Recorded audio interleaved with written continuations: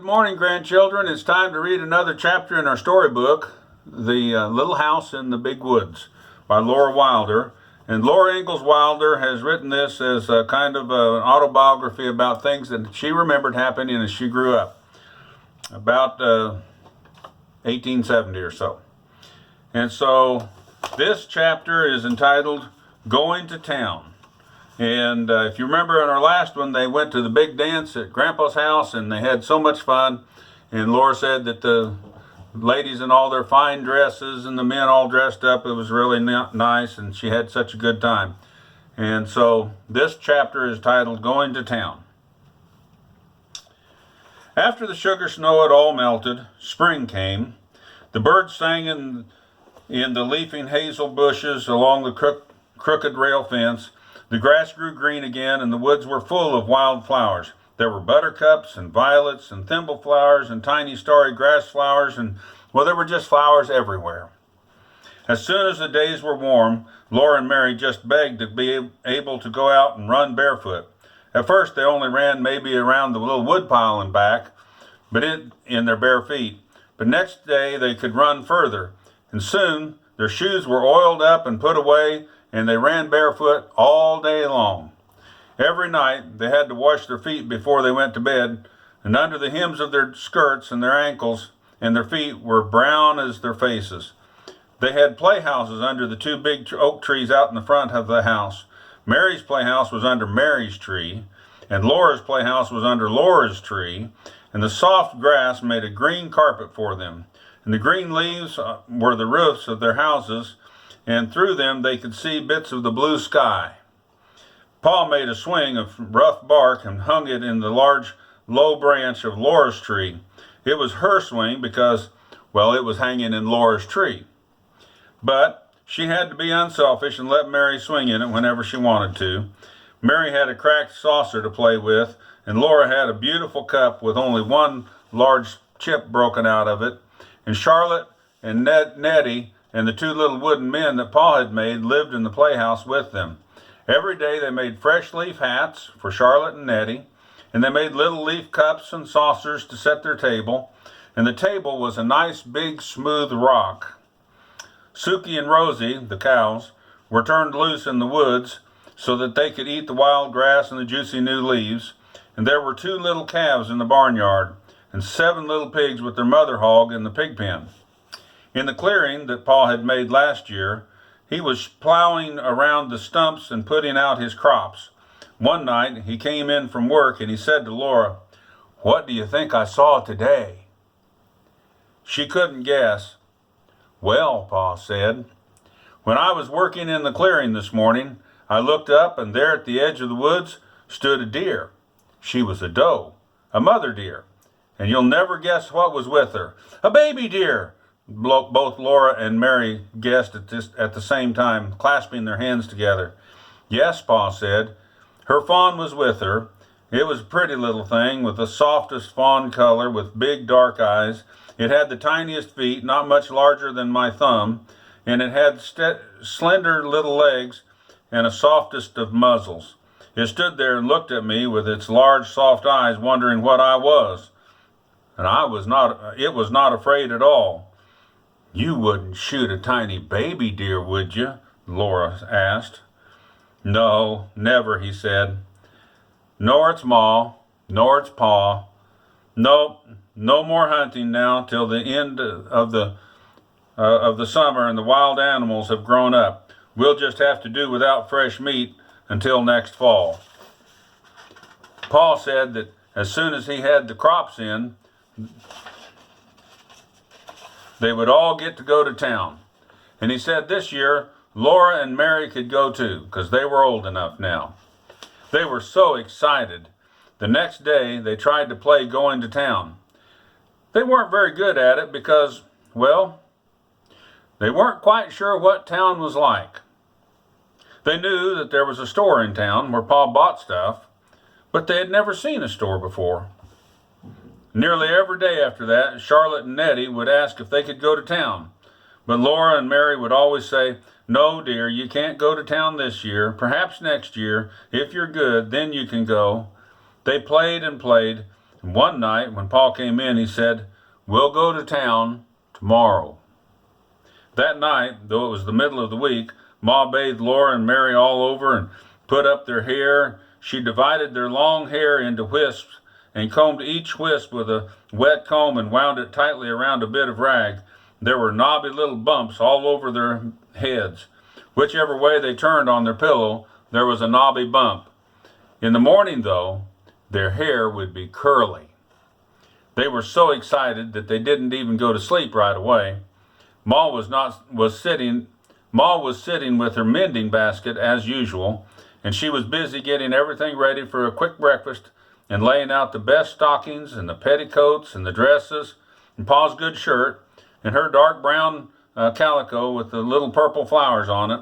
She was laying everything out to get ready to go to town. The days were longer now, so in the morning, Ma blew out the lamp even before they finished their breakfast.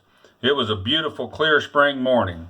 Ma hurried Laura and Mary with their breakfast, and she washed up the dishes quickly. They put on their stockings and their shoes while Ma made the beds. Then she helped them put on their best dresses, Mary's china blue calico and Laura's dark red calico. Mary buttoned up Laura in the back, and then Ma hurried and buttoned up Mary's dress in the back too. Ma took the rags off their hair and combed it all into long round curls that hung down even over their shoulders. She combed so fast that the snarls hurt dreadfully. Mary's hair was beautiful, golden, but Laura's was a dirty colored brown. When their curls were done, Ma tied their sunbonnets under their chin, and she fastened the collar with the gold pin, and she was putting on her hat when Pa drove up to the front of the house with the team. He had curried the horses till they shone. He had swept the wagon box clean and laid a clean blanket on the wagon seat, and Ma, with baby Carrie in her arms, sat on the wagon seat with Pa, and Laura and Mary sat on a board fastened across the wagon box behind the seat. They were happy as they drove through the springtime woods, and Carrie laughed and bounced, and Ma was smiling, and Pa was whistling as he drove the horses. The sun was bright and warm, and the road warm on the road. The sweet, cool smells came out of the leafy woods. Rabbits stood up on the road ahead, and their little front paws were dangling down, and their noses were twitching and sniffing the air everywhere. The sun shone through all their twitching ears, and they bounced away with a flash of little white tail. Twice, Laura and Mary got to see deer looking at them with their large dark eyes. They were standing in the shadows along the trees. It was 7 miles to town. The town was named Pippin, and it was on the shore of Lake Pippin. After a long time, Laura began to see glimpses of blue water between the trees, and then the hard road turned into soft sand, and the wagon wheels went deep down into it, and the horses pulled and sweated, and several times Pa stopped the horses altogether just to let them rest for a few minutes. Then all at once, the road came out of the woods, and Laura saw the lake. It was as blue as the sky. It went on to the edge of the world. As far as Laura could see, there was nothing but flat blue water that went on and on and on, and very far away, the sky and the water came together and met, and there was a darker blue line there. The sky was large overhead, and Laura had never known that the sky was so big. There was so much empty space all around her that she felt very small, and she was frightened. She was glad that Pa and Ma were there. Suddenly the sunshine was hot, and the sun was almost straight overhead in the large empty sky, and the cool woods stood back from the edge of the lake, and even the big woods seemed smaller under so much sky. Pa stopped the horses. He turned around on the wagon seat. He pointed ahead with his whip. "There you are, Laura and Mary," he said. "There's the town of Pippin." Laura stood up on the board, and Pa held her safe by the arm so that she could see the town. Here's a picture of them looking at the town.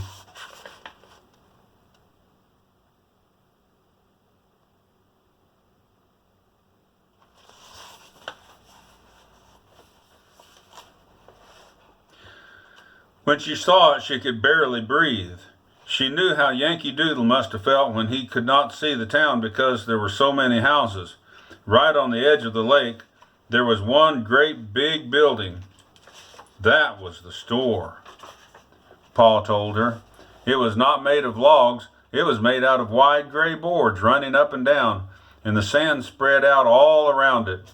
Behind the store there was a clearing, larger clearing than the one that Pa had cleared in the woods at home. Standing among the stumps, there were more houses than Laura could count. They were not made out of logs either. They were made out of boards like the store was. Laura had never imagined so many houses. They were so close together, too. Of course, they were much smaller than the store was. One of them was made out of new boards that had not even had time to get gray yet. It was the yellow color of newly cut boards. People were living in all those houses. Smoke rose up from their chimneys, and though it was not Monday, some of the women had spread out their washing on the bushes and stumps by the house. Several girls and boys were playing in the sunshine in the open space between the store and the houses. They were jumping from one stump to the next stump and shouting. "Well, that's Pippin," Pa said. Laura just nodded her head. She looked and looked, but she couldn't get a single word to come out of her mouth. After a while, she sat down again, and the horses went on. They left the wagon on the shore of the lake, and Pa unhitched the horses and tied one to each side of the wagon box, and then he took Laura and Mary by the hand, and Ma came beside them carrying baby Carrie. They walked through the deep sand to the store. The warm sand came in over the tops of Laura's shoes. There was a wide platform in front of the store, and at one end of it, the steps went right up out of the sand all the way up to the platform. Laura's heart was beating so fast she could hardly climb the steps. She was trembling all over in her excitement. This was the store to which Pa would come and trade his furs. When they went in, the storekeeper knew him, and the storekeeper came out from behind the counter and spoke to him and to Ma. And then Laura and Mary had to show their manners. Mary said, "How do you do?" But Laura couldn't say anything. The storekeeper said to Pa and Ma, "That's a pretty little girl you've got there." And he admired Mary's golden curls, but he did not say anything about Laura or about her curls. They were ugly and brown. The store was full of things to look at. All along the one side were the shelves full of colored prints and calicos, and there were beautiful pinks, there were blues, there were reds and browns and purples, and on the floor along the side of the plank counters there were kegs of nails and kegs of round and gray shot, and there were big wooden pails full of candy, and there were sacks of salt, and there were even store sugar. In the middle of the store was a plow made out of shiny wood with a glittering bright plowshare, and there were steel axe heads and hammer heads and saws and all kinds of knives. There were hunting knives and skinning knives and butcher knives and jackknives. There were big boots and big shoes and little shoes. Laura could have looked all week long for weeks and weeks and not seen everything that was in the store. Here's a picture of the store where they were going to shop.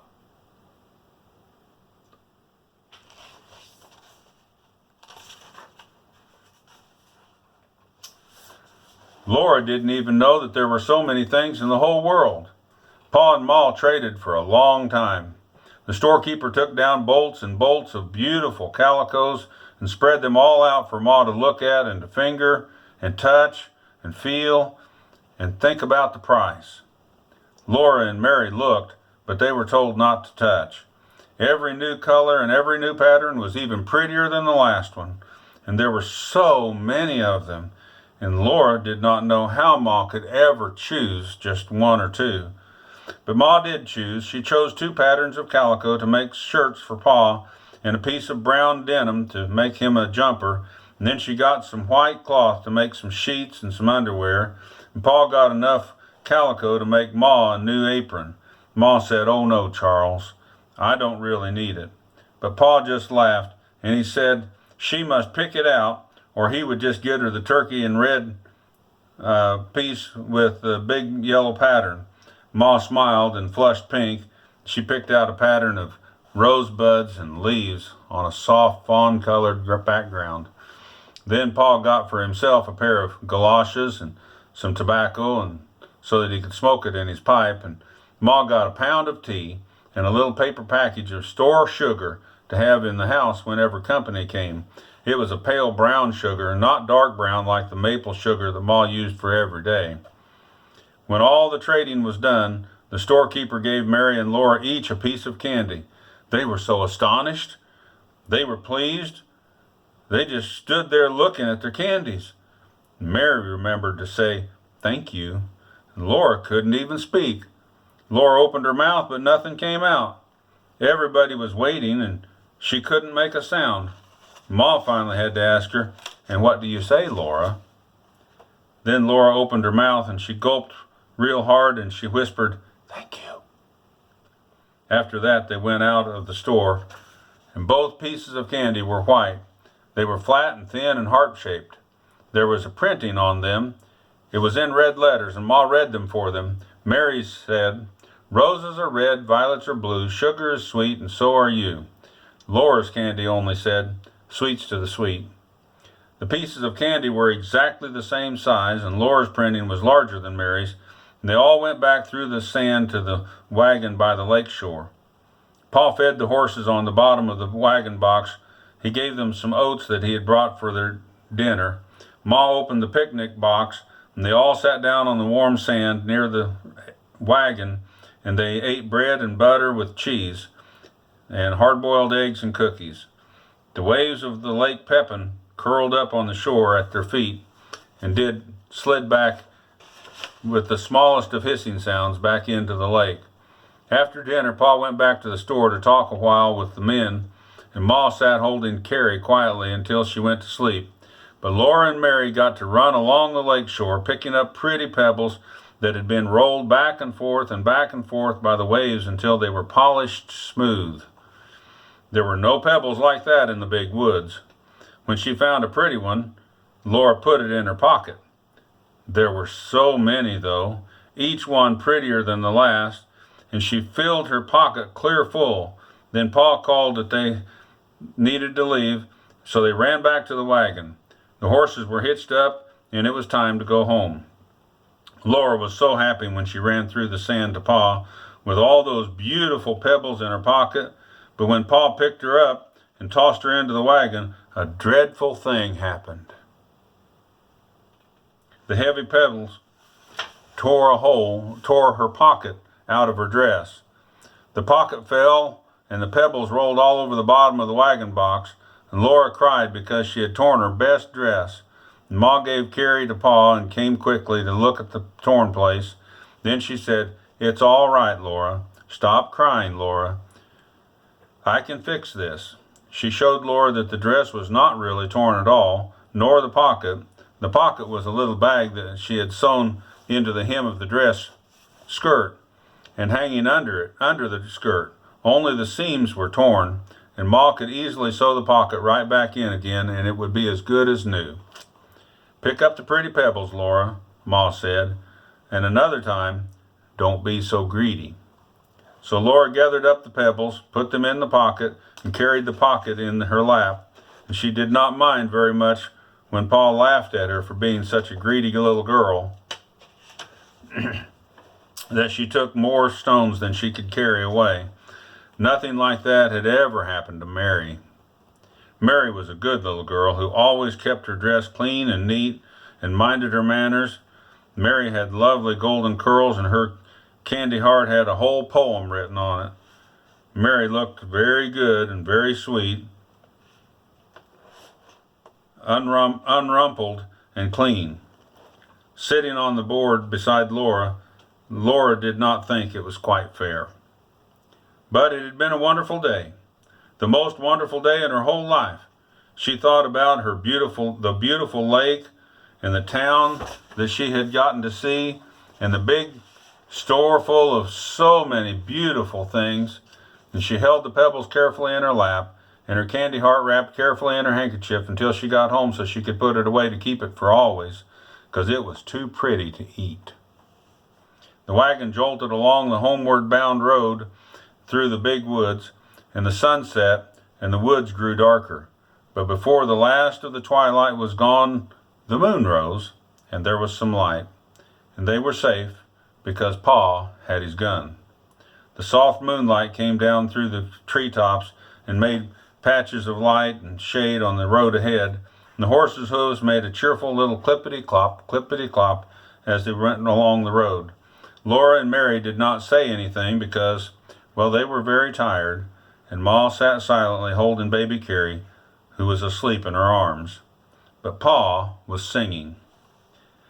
Mid pleasures and palaces though we may roam, be it ever so humble, there's no place like home.